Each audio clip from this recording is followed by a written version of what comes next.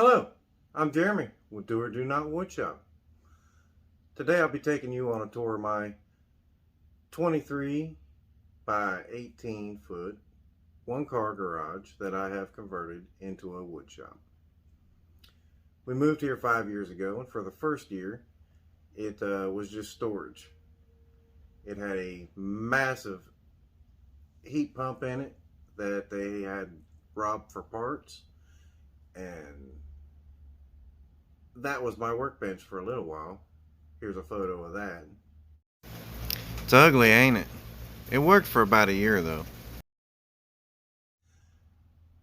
As we moved in here, we didn't have much storage.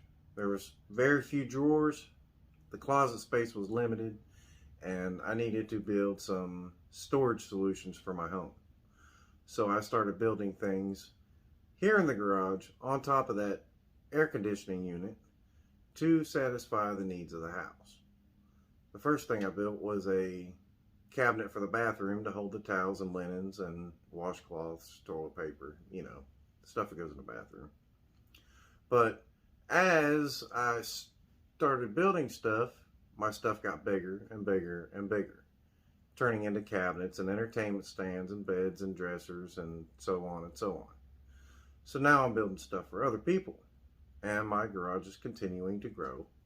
So I figured I would do an early video on where my shop is today. And hopefully in 5 years it will be much longer and much larger, and we can do another tour then. I'll try to do one every year to show upgrades and just let you know how everything progresses. Alright, so coming into my garage, my wood shop, this is what you see.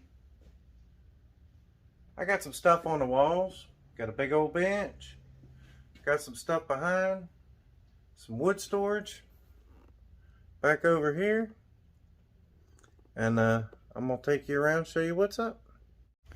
So here we have my Shopvox W1837 hybrid table saw. I love this saw. It is a huge upgrade from my rigid that I had before. Now the rigid worked alright, but it just wasn't big enough. So I got the big boy. Now, everything is all smooth. It does take up a lot of room, but it's well worth the room sacrifice.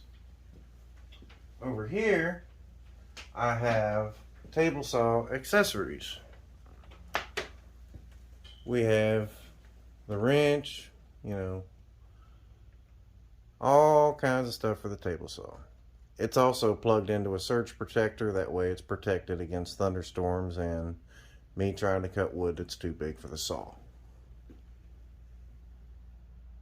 Now this is my workbench. It's 36 by 6 foot. It has an integrated router table, and we'll get you some closer views of that. It's got the dog holes. We have a small vise over here. It needs to be bigger, but that's what I could afford at the time, so that's what we put in there. We have some tool storage along the bottom. We have tool storage along the back side. We have wood storage in the bottom as well. And we have a surge protector on this as well to protect the router. The router I'm using, it's a Bosch router. It's mounted in here with this 5/8 plexiglass. It's pretty good. It's pretty stable. The fence is MDF with an oak faceplate.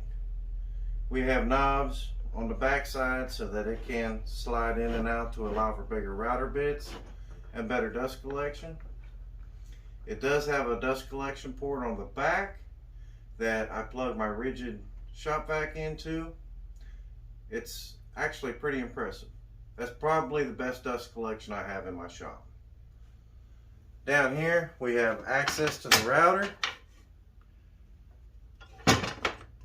We have a couple of drawers with some router accessories, And we have a couple of shelves over here where I keep my router bits and a few T-track locks. Behind the router section of my bench, we have the Powermatic long bed joiner. I don't have the helical blades in it, but it does a really good job. I'm really happy with this. It's got the adjustable fence, the long bed. It'll do 90 and 45. It cuts really well. Behind the joiner, we have my clamp rack, and it's 3/4 inch pipe. It's not the best solution for clamps. I'm going to have to change this. My clamps keep falling off of it. Here I have the Kreg K4 and my pocket hole station. This allows me to put longer boards on it. Since I have it built up, it also allows me storage for more Kreg jig stuff. And we got storage over here for some screws and drill bits. And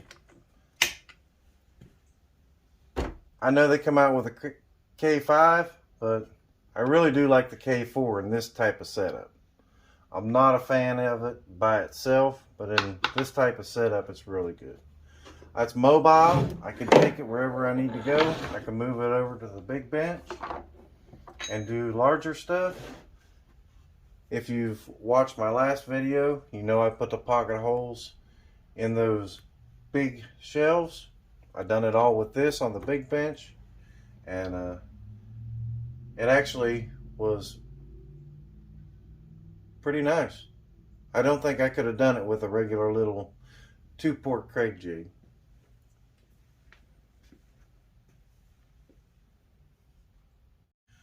So beside the pocket hole station, we have the miter saw station. This station allows me 8 foot in that direction and about 6 foot in this direction. I have the Hinge Glide Bosch miter saw. It is an absolute fantastic saw. It's expensive, but it's definitely worth it. The dust collection is terrible. I get dust all over this area. So I plugged in my little shop vac straight into the dust port, and it helps a little bit, but it's still not great. All that stuff is on this remote. I got 2 shop vacs, my router, and a fan all on this one remote. And they just plug into the wall, and you can turn it on with just a button and turn it off with just a button. So here I have my rigid planer. I bought this planer about 4 years ago, and it does pretty well. The only thing I've really replaced on it was the knives, and there's a fan back here on the back that blows the dust out. I have it connected to a 2.5 inch heater hose that blows it down into a 55-gallon drum that I have stashed under the bench. Above that, we have a ton of pallet wood for storage. We have 3/4 inch pipe that is storing a ton of pallet wood. That sounds better. Behind that, we have a grinder, we have a bucket of water. Now, we built this area over here a few years ago for a lathe I bought. It had taken up this bench, and it was a metal lathe, not a wood lathe. And I quickly realized that a metal lathe in a wood shop does nothing but collect sawdust. So we went ahead, cleaned that up, sold it, got it out of the way, and now I have another workbench. I could do small stuff over here. It's mostly just storage.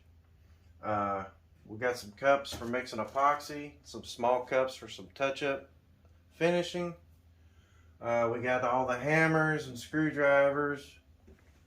Over here we have some chisels, and I keep my straight edge over there. So this is my drill press station. I've got a 13-inch central machine drill press. I'm very happy with the Harbor Freight drill press. I did buy the cross slide vise from Harbor Freight. It's not a terrible vise, but it's not a great vise either. It definitely needs some modifications to be a decent usable vise. I use this when I am drilling several holes that need to be in the same straight line. It works pretty good for that. Beneath the drill press, we have 3 drawers, one that holds drill bits, and the other 2, well, they just hold junk. These are 24-inch deep drawers. I wanted as much use out of the space as I could get. Underneath the drawers, it holds a 24-inch by 1-foot apple crate that slides in and out. That allows me to climb up and change the speeds on the drill press when needed. It also helps me when I'm trying to get wood off the storage, because the wood on that storage rack right now is probably around 7 feet high. So I need a little bit of help.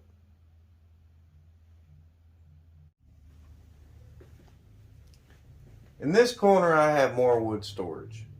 Mostly pallet boards. We do have a slab here that'll be going on the nightstands.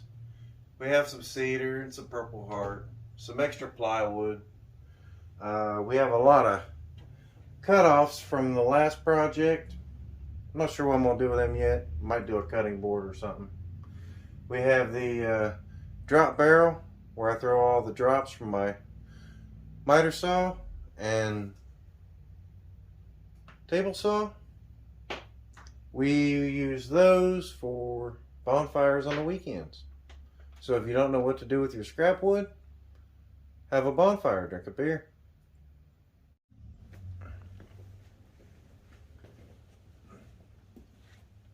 In this corner, this is the corner behind the table saw when you first come in the doors. We have some automotive wax and paints and stains, and we put these shelves in here because it was empty space behind the doors when we put them in. I have a fan. This is my air conditioner for the summertime. And down here we have the Ready heater. I don't even think they make this heater anymore. It's the 170T. It's a beast. It'll heat this whole garage up in about 5 minutes. It'll be 80 degrees in here. You can't hardly breathe. Here are some examples you can make in a shop like mine.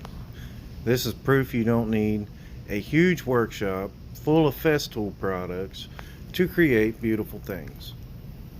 All this stuff was made in my shop by me, mostly out of pallet wood, and it turned out very nice. Everything here has been made in my shop. It wasn't with Festool products or all Bosch products. It wasn't even with some of the tools that you've seen in the video. It was made with some of the older tools that I have upgraded from. Some aren't as good as others, but you know, for what they are, they turned out really well. There's a swing I built for my dad. That's all out of pallet wood. There's the dresser I made for my daughter. It's all out of pallet wood. This project isn't all out of pallet wood, but the bench is made out of pallet wood. Alright, well, that's my shop. I hope y'all enjoyed the tour, and you'll stick around to see the upcoming improvements and solutions. And maybe we'll get bigger on this channel, and maybe my garage will get bigger as well. Thanks for watching. Bye-bye.